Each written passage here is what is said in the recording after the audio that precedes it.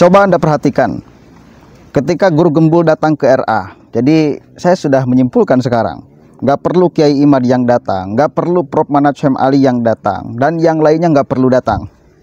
Udah jelas, satu orang guru gembul sudah murat-maret mereka. Artinya, memang klaim nasab selama ini, atau bahkan metodologi ilmu nashab, ya, itu cacat secara ilmiah. Satu kali lagi saya katakan, cacat secara ilmiah, cacat secara logika.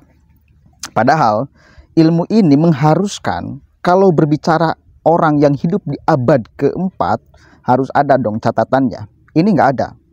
Dan kemudian RA mengakui itu, Wafi pun mengakui itu, bahwa semuanya itu adalah hasil subjektivitas, bukan karena fakta yang ada. Nama Ubaidillah tercatat sebagai orang yang hidup di abad keempat. Subjektif, catatannya nggak ada. Tapi orang menganggap bahwa itu ada. Dan itu runtuh sekali bila diuji di ruang akademik, saudara. Coba Anda dengarkan dulu sama-sama nih ya. Keren. Kita coba simak yang poin ini nih.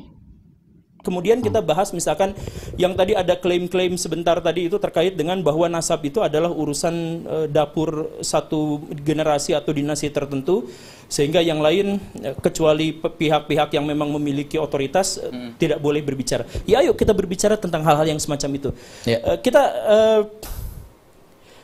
Kita misalkan masuk ke diskusinya, Gus Wafi dan Pak Syahab, saya mohon maaf, kita diskusi dulu yang Gus Wafi dan Pak Syahab pahami soal diskusi ilmiah itu apa? Ilmiah itu apa? Kita sepakati dulu. Oke, izin ya. Oke, bismillahirrahmanirrahim. Jadi sementara karena gini Pak Gembul, mohon maaf ya, tadi itu sempat saya jawab karena saya memposisikan Pak Gembul adalah suara masyarakat yang sebagai wasilah saja. Ya, oke, kalau begitu, jadi ilmiah itu begini Pak Gembul. Di dalam kitab Lawami'ul Anwar yang ditulis oleh Al-Imam As-Safarini, jadi Islam itu memandang sebuah ilmiah kebenaran itu melalui 3 cara. Ya, yang pertama adalah al-hawasus salimah, panca indera yang normal dalam menangkap sebuah riwayat ataupun yang lain. Yang kedua adalah khabarus shadiq, kabar yang pasti benar. Kabar yang pasti benar dibagi menjadi 2. Yang pertama khabarul mutawatir, kabar yang ramai diketahui orang-orang yang kredibilitasnya bagus. Yang kedua adalah khabarun nabi al-muayyad bil mu'jizat, kabar dari nabi yang dikuatkan dengan mukjizat. Yang terakhir adalah al-aqlu, akal. Itu ilmiah bagi saya. Bagaimana jadi yang dimaksud dengan ilmiah adalah seperti itu. Jadi sebenarnya kalau ngambilnya dari kitab, saya mohon maaf, itu masuk dalam historiografi tradisional. Bukan ilmiah sebenarnya, bukan metodologis. Jadi maksudnya gini, yang dimaksud dengan ilmiah itu artinya dia memenuhi syarat metodologis dan sistematika keilmuan. Apa itu sistematika dan metodologi keilmuan? Jadi maksudnya gini, ketika Gus Wafi tadi menyebut satu referensi yang dianggap otoritatif dan itu berasal dari kitab begini dan begitu, itu adalah kitab teologis. Kitab teologis itu didasarkan pada apa? Keimanan. Dan keimanan itu tentu saja tidak bisa disesuaikan secara epistemologis dengan studi akademis apalagi ilmiah. Jadi saya akan tarik ke lebih dasar dulu ya terkait dengan ilmiah itu. Mungkin Pak Gembul bisa menjelaskan ya, ilmiah versi Pak Gembul. Iya, ini ilmiah versi saya. Jadi bukan ilmiah versi saya, ini adalah ilmiah konsensus. Jadi yang dimaksud dengan ilmiah itu artinya sesuai dengan metodologi ilmiah dan disajikan dengan sistematika ilmiah. Apa yang dimaksud dengan metodologi dan sistematika ilmiah? Nah, yang sesuai dengan keilmuan. Ilmu itu apa? Ilmu itu adalah sistem pengetahuan. Jadi saya jelaskan begini ya. Tadi kitab tadi itu masukkannya ke dalam kategori teologis. Kenapa teologis? Karena didasarkannya kepada kepercayaan. Sedangkan ilmiah itu didasarkan pada keilmuan dan pengetahuan. Kepercayaan dengan pengetahuan itu adalah 2 hal yang berbeda. Misalkan di sini ada nggak yang tahu ilmu tentang Allah? Gak ada. Yang percaya tentang Allah itu ada banyak di sini. Semua kaum muslimin itu percaya tentang Allah, tetapi tidak memiliki kadar pengetahuan atau ilmu pengetahuan tentang Allah. Bahkan diharamkan untuk mengetahui Allah karena tidak ada metodologinya. Jadi apa bedanya percaya dengan tahu? Coba misalkan di sini ada nggak yang tahu nggak yang dimaksud dengan tahu itu apa? Yang dimaksud, oh saya tahu bahwa Kiai Imad bikin tesis gitu. Nah yang dimaksud dengan tahu itu apa? Oke, saya jelasin. Yang dimaksud dengan tahu itu adalah penerimaan benak kita terhadap sebuah informasi yang terkonfirmasi secara indrawi. Itu tadi sudah dijelaskan sebenarnya. Jadi yang dimaksud dengan tahu itu adalah ada informasi dalam benak kita, informasi, dan kita terima informasi itu, tapi dengan konfirmasi secara indrawi. Jadi indrawi kita melihat. Jadi saya tahu di sini ada botol, tidak ada racunnya. Saya tahu bahwa di sini ada botol. Dari mana saya tahu? Apa yang dimaksud dengan tahu? Ada informasi dalam benak saya tentang botol saya, dan saya bisa membuktikannya secara indrawi, dengan tangan, dengan mata, dengan telinga, dengan lidah dan sebagainya. Itu artinya saya tahu ini. Dan itu berbeda dengan percaya. Misalkan saya jelasin, Gus Wafi, kemarin ada salam dari Pangeran Diponegoro. Kemudian Gus Wafi bilang, oke, titip salam balik. Itu artinya beliau percaya pada saya walaupun tanpa pembuktian indrawi. Oke ya, jadi itu yang dimaksud dengan percaya. Jadi saya percaya kepada Nabi Muhammad SAW bukan gara-gara saya bisa mengindra beliau, tetapi karena saya percaya, bahkan tanpa indrawi. Jadi ada informasi dalam benak saya terima. Makanya Islam itu pasrah kan? Artinya dengan atau tanpa pembuktian saya pasrah percaya pada sesuatu ini. Gitu. Itulah yang namanya iman. Nah, karena kepercayaan itu tidak didasarkan pada indrawi, ujungnya adalah agama. Sedangkan pengetahuan itu ujungnya adalah ilmiah. Pengetahuan itu setelah kita tahu, kemudian berkolaborasi dengan pengetahuan-pengetahuan yang lain menjadi sebuah sistem, maka itu disebut sebagai ilmu. Nah, kajian terkait dengan ilmu disebutnya ilmiah. Gitu. Jadi ketika misalkan kita berbicara tentang nasab, ayo kita bahas, kan kesepakatannya ya, kita bahas secara ilmiah dengan metodologi ilmu. Nah, metodologi nasab yang tadi dibahas itu, saya mohon maaf dengan segala kerendahan hati saya katakan itu tidak sesuai dengan kaidah ilmiah, tidak sesuai dengan kaidah akademik. Makanya ketika saya menyatakan saya terpisah dengan Kiai Imad, saya menghormati beliau secara pribadi sama seperti saya menghormati Gus Wafi, tapi itu tidak sesuai dengan metodologi ilmiah. Salah satu contohnya, Gus Wafi pernah dalam perdebatan pertama itu dengan Pak Kori yang akhirnya dipermalukan pada waktu di Banten? Itu. Ya, yang di Banten itu. Gus Wafi bersama Pak Rumail, bersama Pak Hanif Alatos itu mengatakan, kitab nasab mana yang mensyaratkan ada bukti sezaman? Begitu kan? Betul. Itu artinya ilmu nasab tidak sesuai dengan kaidah ilmiah. Karena kaidah ilmiah berarti harus terbukti secara indrawi. Jadi maksudnya hal itu. Jadi saya misalkan ya, nanti kita diskusikan sama-sama. Oke. Gus Rumail dan Gus Wafi mengatakan bahwa, atau misalkan Kiai Imad mengatakan bahwa nasab itu terputus selama 500 tahun. Terus Gus Rumail kemarin mengatakan, oh enggak, ada temuan yang kami temukan lebih baru lagi. Terputusnya hanya 150 tahun dan bahkan bisa segini. Misalkan begitu ya. Terputus 150 tahun artinya adalah saya seperti tadi. Saya ngomong sama Gus Wafi, Gus ada salam dari Pangeran Diponegoro. Karena Pangeran Diponegoro dengan saya itu rentang waktunya 150 tahun. Beliau wafat tahun 1855, saya lahir tahun 1985. Jadi ada rentang waktu sekitar 10 tahun di mana beliau hidup dan saya ada juga, rentangnya 150 tahun. Secara akademik, secara ilmiah, bolehkah Gus Wafi menerima perkataan ada salam dari Pangeran Diponegoro? Secara ilmiah tidak mungkin. Tidak diterima. Karena apa? Karena tidak mungkin secara indrawi ada orang yang bisa mengkonfirmasi itu. Kan begitu rumusannya. Nah, jadi kitab nasab, saya mohon maaf, metodologi nasab, saya mohon maaf ya, ada beberapa masalah, itu termasuk historiografi, karena apa? Di antaranya adalah kritik terhadap sumbernya tidak didasarkan pada teks. Kritik sumbernya tidak bisa diuji secara empiris. Begitu. Oke, boleh saya jawab? Iya. Begini, berarti dari awal kita sudah berbeda metode ilmiah berarti ya. Kalau Pak Gembul lebih mengarah kepada indrawi, sedangkan kitab yang saya sampaikan salah satunya adalah dengan indrawi. Kenapa bukti kitab sezaman itu tidak diterima oleh para ulama? Maksudnya itu tidak pernah ulama itu menyampaikan mana bukti kitab sezaman. Justru ini yang lebih ilmiah, saya buktikan Pak Gembul. Islam itu Pak Gembul, ketika ada orang bicara kepada saya, Ustadz Wafi, saya tadi melihat ada orang tabrakan di sana. Ya, otomatis saya secara indrawi tidak melihat. Maka hanya agama Islam. Pak Gembul bisa survei di agama yang lain. Karena mungkin Pak Gembul sudah mempelajari beberapa agama. Nah, survei, hanya Islam yang paling ilmiah. Tidak ada agama yang memposisikan akal paling profesional daripada Islam. Ketika ada orang mengabarkan kepada saya bahwa di sana ada orang yang tabrakan, sedangkan saya tidak bisa melihat itu adalah benar atau tidak, istilahnya dalam usul fikih yahtamilu sidqa wal kadzib, bisa jadi dia benar, bisa jadi dia bohong.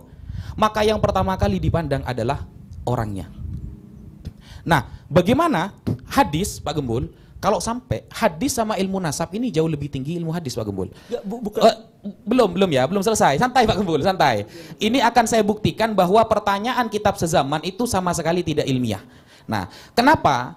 Karena begini, kredibilitas yang dilihat itu adalah orangnya, bukan teksnya. Bukan teksnya Pak Gembul. Makanya ketika saya berdiskusi dengan orang Kristen, Kristen bangga mereka memiliki ribuan teks kitab suci, tapi tidak ketemu siapa penulisnya. Tapi Al-Quran Pak Gembul, kita bisa buktikan, baik mungkin Pak Gembul nanti akan meminta sanad, atau akan meminta manuskrip dan kredibilitasnya, kita bisa membuktikan bahwa ayat Allah ketika mengatakan inna nahnu nazzalna dzikra wa inna lahu lahafizun, kami yang menurunkannya dan kami yang menjaga, itu bisa dibuktikan. Kenapa? Karena dari 5 syarat hadis saja semuanya membahas orangnya Pak Gembul. Yang pertama, ittisalus sanad. Orangnya itu jangan sampai ada yang fiksi, apalagi fiktif. Harus benar-benar, kamu dapat dari mana kabar itu? Bahwa tadi ada orang yang tabrakan. Dari teman saya, benar nggak ada? Nah itu dibuktikan dulu. Yang kedua adalah adalatul rawi Pak Gembul. Orangnya memang terbukti bukan ahli maksiat, tidak pernah bohong dan memang orangnya amanah. Jadi yang ketiga, orang itu adalah orang yang dobet cekatan. Nah, kenapa kok kritikannya selalu kepada orangnya? Karena ini bukan wilayah indrawi Pak Gembul. Bagaimana lalu kemudian kita bisa meneliti orang yang 500 tahun lalu pernah melakukan ini dan itu, hanya mengandalkan teks saja seperti perkataan Kiai-Imad, mana kitab sezamannya? Ini justru udah ilmiah. Kenapa? Karena perkara nasab ini bukan amrun qot'i Pak Gembul. Ingat ya, perkara nasab itu bukan amrun qot'i, bukan sesuatu yang 100%. Tetapi amrun zonni, keyakinan 80% ke atas. Sehingga ada teori Pak Gembul di dalam nasab namanya syuhrah wal istifadhah.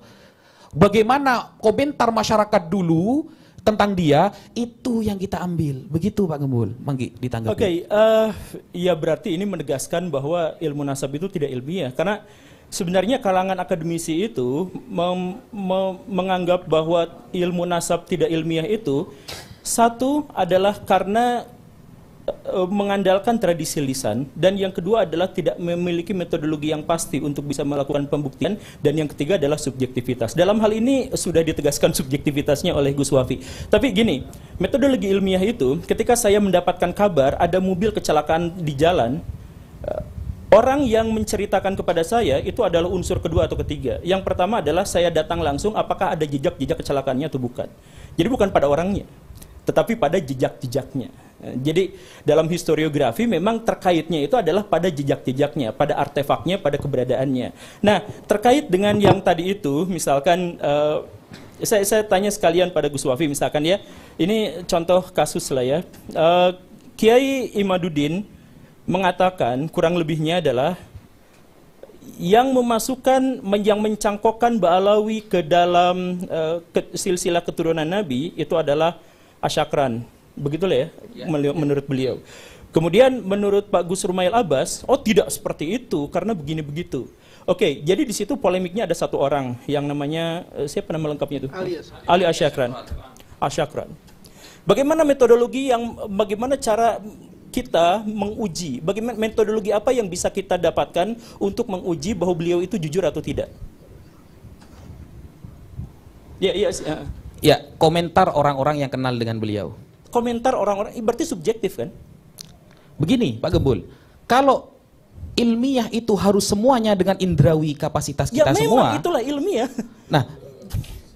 Tidak gitu Pak Gembul, gitu tidak. Makanya saya gini aja dulu. Referensi Pak Gembul bahwa ilmiah itu hanya dengan indrawi di mana? Bukan, ilmiah itu bukan hanya dengan indrawi. Ilmiah itu hal pertama yang diuji adalah yang bisa terbukti secara indrawi. Sekarang ada pernyataan, ada seorang yang mengatakan bahwa ini begini. Dari mana dari mana metodologi yang kita gunakan untuk mengatakan bahwa dia adalah jujur? Ya dari komentator-komentator orang sebelahnya.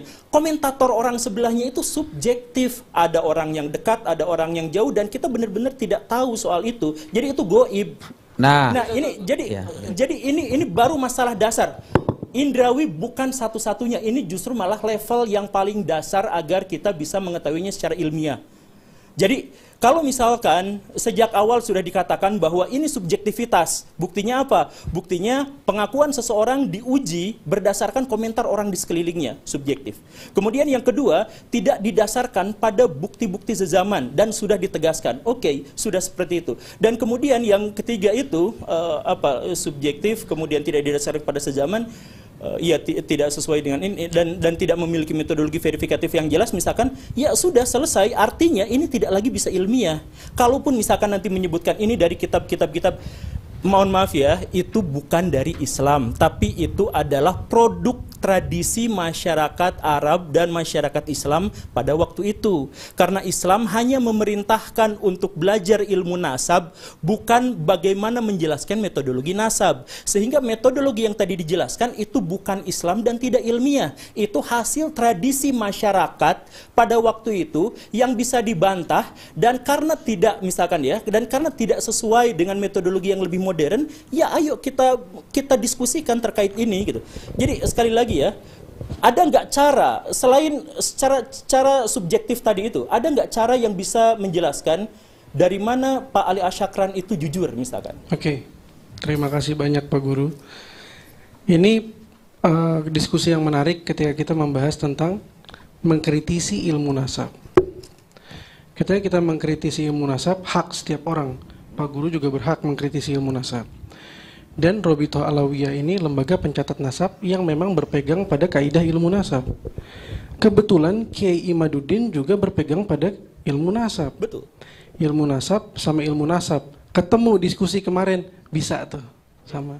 Jadi ketika ilmu nasabnya kita tidak punya pada platform yang sama, terus kita mengkritisi ilmu nasab, memang dia menjadi kritik bukan seputar isu nasabnya Ba'alawi, tapi kritik diskusi seputar seberapa ilmiah ilmu nasab. Itu pun juga mungkin menjadi tema yang menarik ke depan gitu ya Pak Guru ya. Tentang seberapa ilmiah, seberapa bisa diterima ilmu nasab. Oke. Roboh saudara. Wis, poinnya jelas. Ya, terkonfirmasi secara ilmiah, mereka susah kita katakan sebagai zuriyah Nabi. Makanya di awal-awal selalu saya katakan, ada agama, ada filsafat. Agama itu menghendaki yang irasional, tetapi jangan lupakan juga rasional. Termasuk nasab ini bukan sesuatu yang mesti disandarkan pada kepercayaan. Harus disandarkan pada manuskrip, karena berbicara orang yang hidup di abad keempat. Mesti ada dong catatannya. Kalau nggak ada, jangan diada-adakan. Kecuali kalau berbicara sorga, berbicara neraka, berbicara nikmat kubur, berbicara siksa kubur, tak boleh akal kita kemudian mengotak-atik membongkarnya bagaimana metodologi secara ilmiahnya. Tak bisa, karena agama. Tetapi jangan lupakan akal di dalam sesuatu yang memang bisa dibuktikan oleh akal. Jangan mengingkari kita punya pengetahuan dikasih oleh Allah yang bisa membedakan antara manusia dengan binatang. Manusia itu kan al-hayawanun natik, saudara. Insan yang berpikir. Untuk berbicara orang yang hidup di abad keempat, mesti ada catatannya. Ternyata mereka mengakui secara terang-terangan, memang disandarkan semuanya pada subjektivitas, bukan objektivitas, subjektif, saudara. Tidak ada pembuktian secara ilmiahnya dan tidak bisa dibuktikan oleh ilmiah. Kalau tidak bisa dibuktikan oleh ilmiah, maka rungkat. Tinggal kepercayaan. Silakan kalian mau percaya atau tidak. Kalau saya emang nggak mau percaya, karena itu bukan ranah kepercayaan. persoalan orang yang hidup di abad keempat ada atau tidak, itu bukan ranah kepercayaan bagi saya. Harus ranahnya pembuktian. Kalau ada buktinya kita katakan ada, kalau tak ada buktinya kita jangan katakan ada gitu loh. Begitu ya, clear kan? Clear. Clear. Ada agama, ada filsafat. Kalau filsafat memang semuanya harus masuk akal. Agama ada bagian-bagian yang memang kita tidak boleh masuk akal kita. Tapi bukan berarti semuanya harus irasional. Harus tidak masuk akal. Urusan nasab ini urusan akal, bukan urusan keimanan. Bukan urusan kepercayaan, saudara. Paham kan? Udah, nggak usah perlu nggak usah Kiai Ima datang dan yang lainnya, nggak usah. Udah jelas satu guru gembul merungkadkan semuanya. Bisa kan menerima kan? Akal masih sehat kan? Wes. Assalamualaikum warahmatullahi wabarakatuh.